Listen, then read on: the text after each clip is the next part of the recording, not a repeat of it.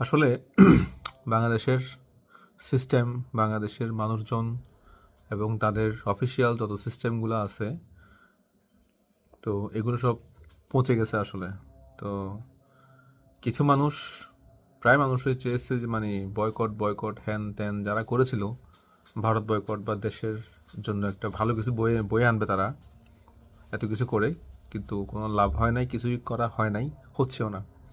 দিন দিন হচ্ছে দ্রব্যমূল্যের ঊর্ধ্বগতি, পাশাপাশি সকল সমস্যার সমাধান একটাও হচ্ছে না।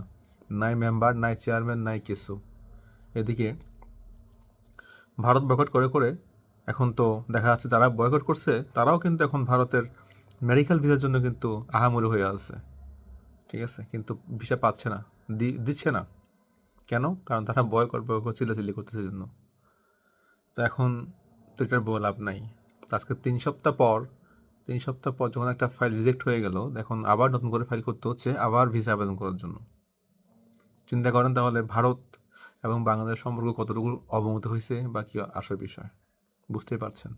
আর আমাদের বর্তমান সরকার, এ তো একটা মানে পুতুলের মতোই অবস্থা, কিছুই নাই। ওইদিকে শুনতেছি গ্রামগঞ্জে মানুষজনের মাটি কেড়ে নিয়ে যাচ্ছে, গাছ কেড়ে নিয়ে যাচ্ছে, কারো খড়ের আটি থেকে খড় নিয়ে চলে যাচ্ছে, তারপর হচ্ছে মানুষের গোয়াল থেকে গরু নিয়ে রান্না করে খেয়ে ফেলতেছে। এইসব চলতেছে এখন গ্রামে গঞ্জে, গুলি ফুটাফুটি সব কিছু। তো দেশের এত এত অবনতি হচ্ছে জেনেও ইউনূস সরকার চুপ, বা সকল তাদের প্রশাসনিক ডিপ্লোম্যাটিক সমস্যাগুলো দিন দিন মানে বড় থেকে আরও বড় হচ্ছে, কিন্তু সমাধান হচ্ছে না। আসলে এইসব সমস্যার সমাধান কি?